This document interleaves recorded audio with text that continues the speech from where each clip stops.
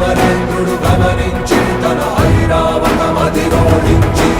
ఆంజనేయుని సమీపించి తన వజ్రాయుధమును విసరగా అది పవన నందనుని హనుముని తాకా చిందిన రక్త బిందువే విద్యుద్వేగంతో ధరణి స్థలి వంద కడలిలో చచ్చి వంద కడలి అట్టడుగున గల శ్రీరంగ శుద్ధి గర్భము చే